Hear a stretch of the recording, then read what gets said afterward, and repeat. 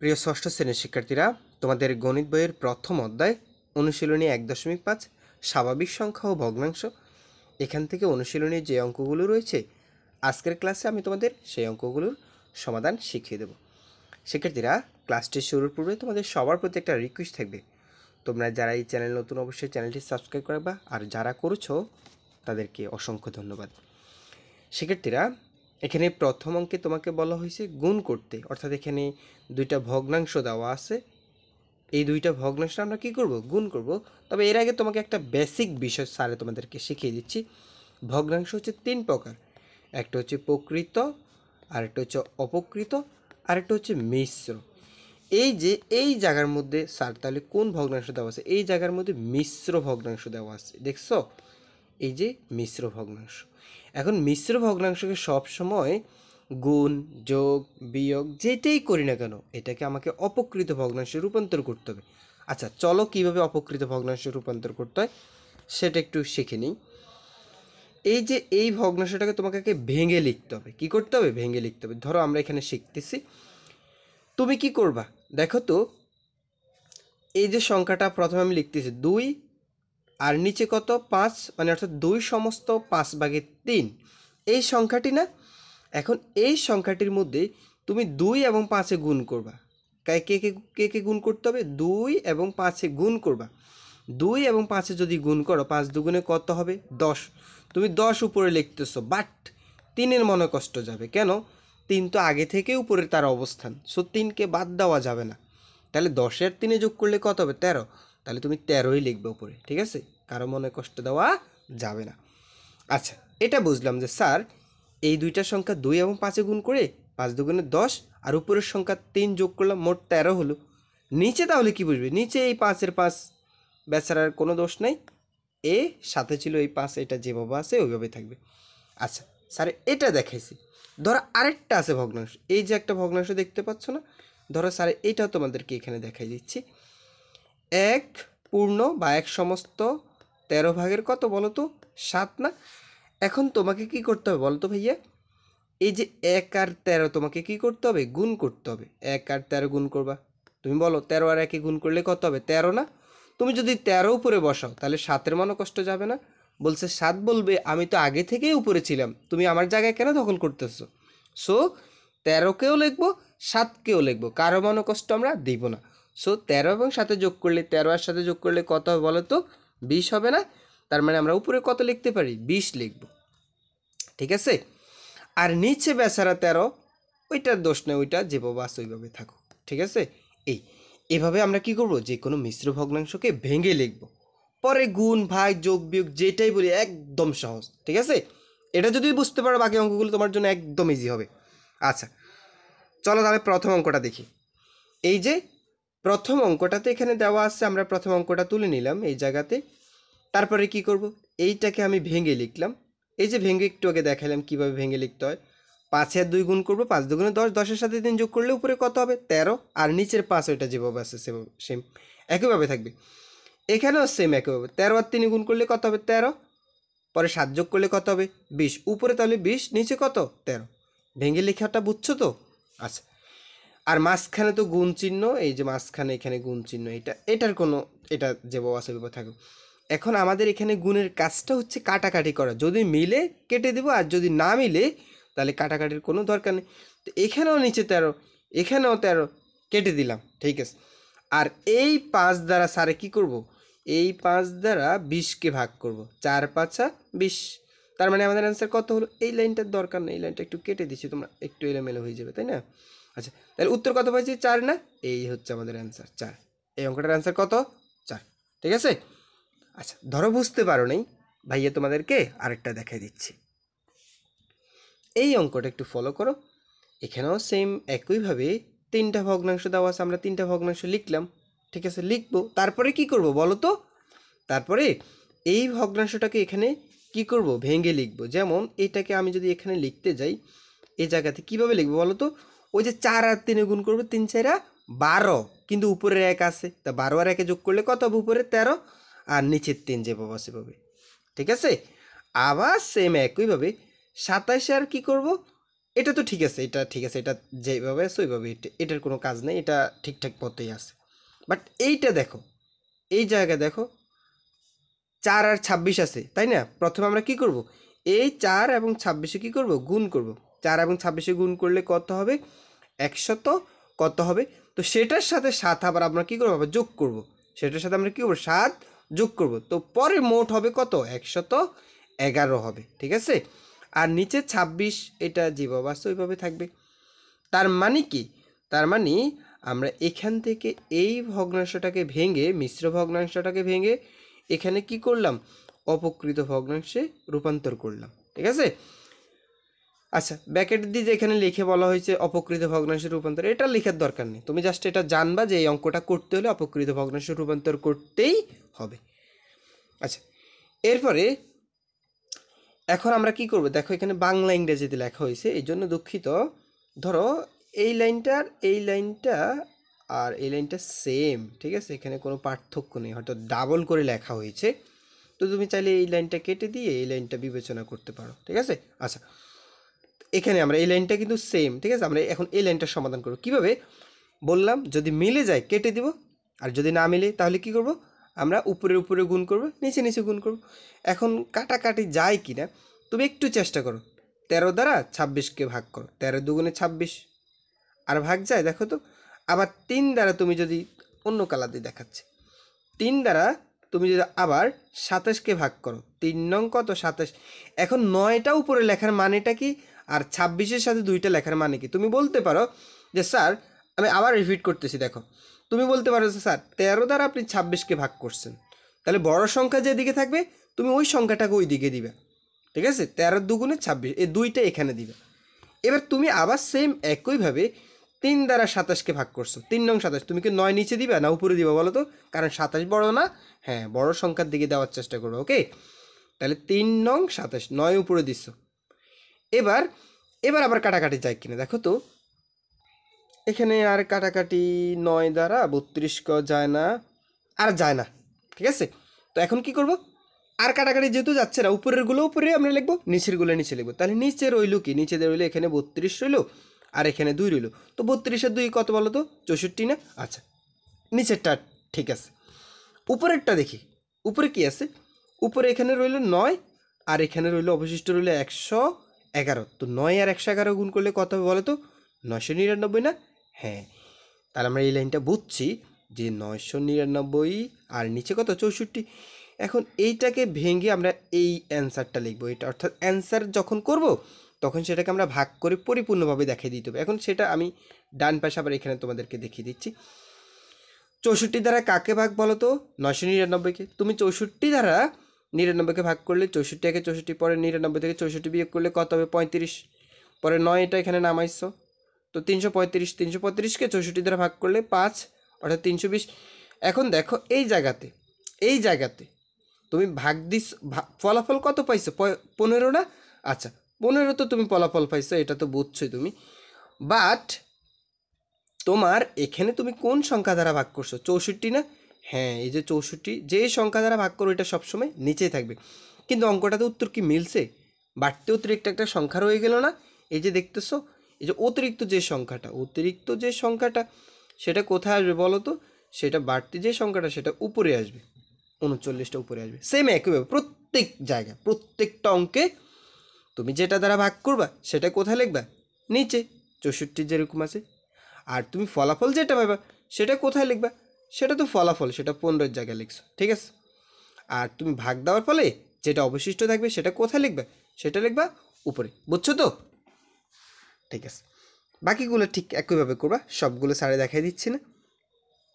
আচ্ছা, ভাগেরগুলো কিভাবে করবো বলো তো ভাইয়া, এখানে একটু শেখার বিষয় আছে, তাই না? চলো এগুলো একটু শিখিয়ে দিচ্ছি। প্রথম ভগ্নাংশটা কিন্তু একটা ভগ্নাংশ, তুমি দেখে মনে হচ্ছে যে এটা 5, না ভাইয়া, এটা 5 বলতে ধরো এটা কিন্তু 5, উপরে কিন্তু 5, নিচে মনে মনে একটা 1 থাকে, প্রত্যেকটা সংখ্যার নিচে কি থাকে, একটা 1 হর থাকে, তাহলে উপরের সংখ্যা হচ্ছে 5 লব, নিচের সংখ্যা হচ্ছে 1 হর। আচ্ছা, এটা তুমি বুঝতেছো। এখন এটার সাথে ভাগ আছে, কি আছে বলো তো, ভাগ আছে কত, উপরে হচ্ছে 15, নিচে হচ্ছে কত 16 না। এই যে অঙ্কটা, মনে রাখবা, মনে রাখবা, ভাগ থাকলে গুণ এবং ভাগ, ভগ্নাংশের গুণ এবং ভাগের মধ্যে পার্থক্য হচ্ছে ভাগের কাজটা আমরা গুণের মাধ্যমে করি। ভাইয়া কি বলছি বলো তো? ভাগের কাজটা আমরা কিসের মাধ্যমে করি? গুণের মাধ্যমে করি। ভাগের কাজ ভাগের মাধ্যমে করা যায় না, করা যায় না। কিভাবে করব? দেখো, এই যে ভাগের কাজটা কিভাবে ভাইয়া বললাম গুণের মাধ্যমে করব, এটা একটু দেখাচ্ছি। তুমি তো বুঝতেই পারতেছো এটা কিন্তু 5/1, নিচে মনে মনে 1 আছে। তুমি চাইলে শুধু 5 লিখতে পারো, আর অথবা মনে মনে তুমি চাইলে 1 লিখতে পারো। তোমাকে বোঝানোর জন্য আমি দেখাচ্ছি আর কি। এই যে ভাগের কাজটা গুণের মাধ্যমে করবে, এটা একটু দেখাচ্ছি। এই ভাগটাকে তুমি জাস্ট একটা গুণ চিহ্ন দিবা। কি দিবা? গুণ চিহ্ন। তবে ভাগের পরবর্তী যেই ভগ্নাংশটা থাকবে সেটা পরিবর্তন হয়ে যাবে। কিভাবে? উপরের হর যেটা, উপরে যে লবটা আছে সেটা হর আকারে চলে যাবে, হর যেটা নিচে আছে সেটা উপরে অর্থাৎ লব আকারে চলে যাবে। কিভাবে? দেখো, এখানে কিন্তু 15 কোথায় ছিল বলো তো? উপরে না? 15 কোথায় ছিল? উপরে। আমি কিন্তু এখন 15টাকে নিচে লিখব। আর এই জায়গাতে 16 কোথায় ছিল বলো তো? নিচে না? এখন আমি 16টাকে লিখবো কোথায়? উপরে। ঠিক আছে? এখন ভাইয়া কী করবো বলো তো? এখন আমরা এখানে যদি মিলে যায় তাহলে কাটাকাটি করব, আর যদি না মিলে তাহলে থাক, এটা যেভাবে আছে সেভাবে। তো কাটাকাটির নিয়মটা হচ্ছে উপরে নিচে কাটাকাটি, অর্থাৎ সমান সমানে না। এই 5 দ্বারা আমি যদি 15কে কাটি, 3 5 15, তাই না? আর কি কাটাকাটি যায় বলো তো? তাহলে এখানে পাইছি, উপরে পাইছি কত? 16, নিচে পাইছি কত? 3, কারণ উপরে শুধুমাত্র 16 রয়েছে আর এখানে নিচে রয়েছে 3, আর সাথে একটা 1 আছে, সরকারি 1, 1 দ্বারা 3কে গুণ করলে 3ই হবে। তার মানে বলো তো আমাদের অ্যান্সারটা কি পাইছি? এই যে 3/16। এখন এটাকে তো এইভাবে লেখা যায় না, কারণ এটা তো অপকৃত ভগ্নাংশ। এটাকে তুমি 16কে 3 দ্বারা ভাগ করবা, দেখবে এই অ্যান্সারটা পাবা। একটু আগে দেখাই দিলাম, মনে আছে? ওই যে 3 দ্বারা 16কে ভাগ করবা, এই ফলাফলটা পাবা। আর যারা সাইন্টিফিক ক্যালকুলেটর ইউজ করো দেখবা 16/3 দিলে এই অ্যান্সারটা এমনি চলে আসবে। ঠিক আছে? এটা বুঝতেছো তাই না? বাকিগুলো ঠিক একইভাবে করবা। আমি কি আরেকটা দেখাই দিব তোমাকে? হুম, আচ্ছা ভাই, তোমাদেরকে আরেকটা দেখাই দিচ্ছি, তাহলে আরও ভালো, তোমার কাছে ভালো লাগবে। প্রথম অঙ্কটা তো কী ছিল বলো তো? প্রথম অঙ্কটা মানে প্রথম ভগ্নাংশটা যেভাবে আছে সেভাবে, দ্বিতীয় ভগ্নাংশটা যেভাবে আছে সেভাবে তুললাম। ঠিক আছে, পার্থক্যটা কি? প্রথম ভগ্নাংশ তো ঠিক আছে, এটা ভগ্নাংশ আকারেই আছে, অর্থাৎ এটা প্রকৃত ভগ্নাংশ, বাট এটা কিন্তু মিশ্র ভগ্নাংশ আকার আছে। আমরা এটাকে কী করবো? ভেঙে লিখব। কীভাবে এটাকে অপকৃত ভগ্নাংশে ভেঙে লিখতে হয় জানো তো? এই 4 এবং 16 গুণ 26 গুণ করবো, 4 এবং 26 গুণ করব, যেইটা পাবো সেটার সাথে আমি 7 যোগ করব, কত হবে? 111। আর নিচে কত বলো তো? নিচে 26-এর 26 যেভাবে আছে ওইভাবেই থাকবে। এখন ভাগের কাজটা কিভাবে করি বলো তো? গুণের মাধ্যমে। এই জাস্ট এখানে গুণ চিহ্ন দিলাম। একটু যদি এখান থেকে দেখে, এই যে প্রথমটা 27 আর নিচে কত? 32 না? এটা যেভাবে আছে সেভাবে থাকবে। শুধুমাত্র ভাগ চিহ্নটাকে আমি কি করলাম? গুণ চিহ্ন দিলাম। আর পার্থক্যটা সৃষ্টি হচ্ছে এই জায়গায় গিয়ে, এখানে 111টা উপরে ছিল, আমি 111টাকে কোথায় লিখব? নিচে লিখলাম। আর 26টা ছিল কোথায়? নিচে, আমি 26টাকে লিখব উপরে। এতটুকুই পার্থক্য। এখন আমরা কি করব? কাটাকাটি করব। দেখি কাটাকাটি যায় কি না। দেখো, আমরা একটু কৌশলী হতে হবে। 32কে তুমি 2 দ্বারা ভাগ যায়, তাহলে কত হবে? 16 দুগুণে 32। তুমি 2 দ্বারা 32কে ভাগ করছো, আবার 2 দ্বারা 26কে ভাগ করো, কত হবে? 2 দ্বারা যদি 26কে ভাগ করি 13 হবে। ঠিক আছে? আচ্ছা, এটা বুঝছি। এরপরে দেখো আরেকটু, 27কে আমরা 3 দ্বারা ভাগ করব, তাহলে 3 নং 27। আবার 111কে আমি 3 দ্বারা ভাগ করব, 3 37 হচ্ছে 111। ঠিক আছে? আর ভাগ যায় কিনা বলো তো? দেখো তো যায় কিনা।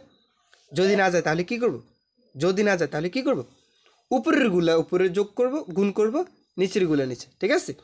উপরের গুলো উপরে, নিচের গুলো নিচে। কীভাবে? দেখো তো, উপরে কি কি আছে বলো তো? উপরে এখানে পাইছি 9, এখানে পাইছি 13। 9 আর 13 গুণ করলে কত হবে? 117। আর নিচে এখানে পাইছি 16, এখানে পাইছি 37। 16 এবং 37 গুণ করো, কত হবে? 592। এটাই হচ্ছে আমাদের অ্যান্সার। এটাই হচ্ছে কি আমাদের অ্যান্সার। বুঝছো তো? বাকিগুলো একইভাবে করবা। বুঝতে সমস্যা হলে ভাইয়াকে জানাবা। ঠিক আছে? আচ্ছা, এরপর দেখো, সরল করো। কি করব? সরল। সরল মানে হচ্ছে ওই সেম একই কাজটাই তুমি করবে। এখানে কি আছে? এর কিসের মতো কাজ করে জানো? গুণের মতো কাজ করে। ভাগ কিসের মতো কাজ করে বলো তো? গুণের মতো কাজ করে। কিভাবে করবে? ওই যে ভাগ চিহ্নটা দিবা, ভাগ চিহ্নটাকে কী করবা, গুণ দিবা, পরবর্তী শ্রেণীতে অর্থাৎ পরবর্তী ভগ্নাংশটাকে কী করবা, বিপরীত ভগ্নাংশে রূপান্তর করবা। উপরেরটা নিচে, নিচেরটা উপরে। আচ্ছা ভাইয়া তোমাকে একটা দেখাই দিচ্ছি, তো একটু কঠিন টাইপের একটা দেখাচ্ছি, তাহলে তুমি বাকিগুলো বুঝতে পারবা। ধরো এই অঙ্কটাকে এখানে আমি তুলে নিলাম, তুলে নিছি তো, ঠিক আছে।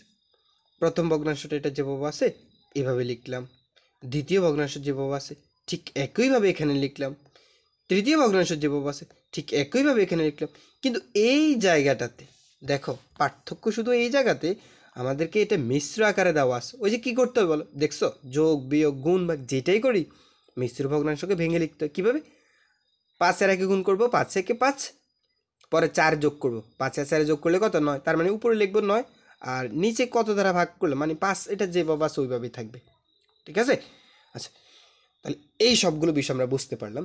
এখন বলো তো এই অঙ্কটাতে আমার কাজ কি? আমার কাজ হচ্ছে প্রথমে, মনে রাখবা, প্রথমে হচ্ছে এরের কাজ। প্রথমে কিসের কাজ? এরের কাজ। তারপরে কিসের কাজ? ভাগের কাজ। তারপরে কিসের কাজ? গুণের কাজ। এরপরে কিসের কাজ? যোগের কাজ। এরপরে কিসের কাজ? বিয়োগের কাজ, ঠিক আছে। তাহলে আমরা জানি এর, ভাগ, গুণ, যোগ, বিয়োগ, এই প্রসেসটা অনুসরণ করবা। এরপর আবার প্রথম ব্র্যাকেট, দ্বিতীয় ব্র্যাকেট, এগুলো অনুসরণ করতে হয়। সবার প্রথমে কিন্তু ব্র্যাকেটের কাজ, প্রথম bracket, second bracket, third bracket, এগুলো যদি ব্র্যাকেট থাকে সে বিষয়টা দেখাবো। তো এখন প্রশ্ন হচ্ছে তাহলে প্রথমে বলো তো ভাইয়া এই জায়গায় কিসের কাজ হবে? আমাদের এরের কাজটা হবে, এতটুকু, তাই না? এখন এটা কাটাকাটি করবে। এরের কাজ মানে হচ্ছে কি, গুণের মতো কাজ করে এটা। তুমি 4 দ্বারা 8কে ভাগ করো, 4 দুগুণে 8, তাহলে তুমি কত লিখবে উপরে? 2 লিখবা। তুমি 3 দ্বারা 9কে ভাগ করো, 3 তিরিকে 9, তাহলে তুমি কত পাইছো বলো তো? উপরে পাইছো 2, নিচে পাইছো কত? 3। তাহলে আমরা এটা এইভাবে লিখতে পারি, উপরে 1/2, এটা যেভাবে আছে সেভাবে ভাগ চিহ্ন দিলাম, আর এখানে এখানে পাইছো 2, আর এখানে পাইছো কত? 3, তাহলে 2 পাইছি উপরে, নিচে পাইছি 3। এরপর গুণ চিহ্ন দিলাম, এরপরে আমি 9 দিলাম। আচ্ছা 9টা আমি বাংলাতে দিচ্ছি, 9 দিলাম আর নিচে দিলাম 5। এখন ভাইয়া কী করবো বলো তো? এখন এখানে ভাগের কাজ করবো আগে না গুণের কাজ? বললাম একটু আগে, প্রথমে কিসের কাজ, মনোযোগ, খাতা লিখে রাখবা। প্রথমে এরের কাজ, তারপরে ভাগের কাজ, তারপরে গুণের কাজ, তারপরে যোগের কাজ, তারপরে বিয়োগের কাজ, ঠিক আছে। তাহলে এরের পরে কিসের কাজ বলো তো? ভাগের কাজ। এখন ভাগের কাজটা তো করতে পারতেছি না, কারণ ভাগের কাজটা যে ভাগ থাকলে আমরা গুণ দিয়ে কী করতে হয়? বিপরীত ভগ্নাংশে রূপান্তর করতে হয়। কীভাবে? এই যে ভাগের কাজটা করতেছি, 2/1, এটা যে বাবা সেভাবে। শুধুমাত্র ভাগের কাজটা কীভাবে করতে হয় জানো? ওই যে গুণ দিতে হয়, গুণ দিয়ে 3টাকে উপরে লিখবো আর 2টাকে নিচে লিখবো। তাহলে এটা তো গুণ, এটা যে বাবা সেইভাবেই থাকুক। এটা গুণ, উপরে 9, নিচে 5, ঠিক আছে, এটার কোনো পরিবর্তন নেই। এখন কি করবো বল? এখন এখন তোমার কাজ হচ্ছে কাটাকাটি করা। যদি মিলে যায় কাটাকাটি করবা, আর না মিললে যেটা আছে তুমি সেটাই অ্যান্সার লিখবা। এখন দেখো তো কোনোভাবে কাটাকাটি যায় কিনা। তাহলে তুমি কাটাকাটি যেহেতু না যায়, তো তুমি উপরের সংখ্যাগুলা গুণ করবা। উপরের সংখ্যা কি কি আছে দেখো তো? 1 আছে, এখানে 3 আছে, 1 এর 3 গুণ করলে 3 একে 3, পরে আবার 3-এর সাথে 9 গুণ করলে 3 নং কত হবে? 27। আচ্ছা, আর নিচে কি আছে? 2, নিচে কি আছে? 2, 2 দুগুণে 4, 4-এর সাথে 5 গুণ করো, 4-5 20। তারপরে তুমি 27কে 20 দ্বারা ভাগ করো, 27কে 20 দ্বারা ভাগ করলে দেখবা মিশ্র ভগ্নাংশ হবে। এই যে দেখো, 27কে 20 দ্বারা ভাগ করবা, ভাগ করলে এই অ্যান্সারটা পাবা, ঠিক আছে। এটা হচ্ছে অ্যান্সার, বাকিগুলো একইভাবে করবা, ঠিক আছে। আচ্ছা শিক্ষার্থীরা, পরবর্তী ক্লাসে আমি তোমাদের এখানে এই যে 4 নাম্বার থেকে গসাগু কীভাবে নির্ণয় করতে হয়, লসাগু কীভাবে নির্ণয় করতে হয়, সেই প্রসেসগুলো তোমাদেরকে শিখিয়ে দেব। তোমরা সবাই ভালো থাকবে, সুস্থ থাকবে। ধন্যবাদ সবাই।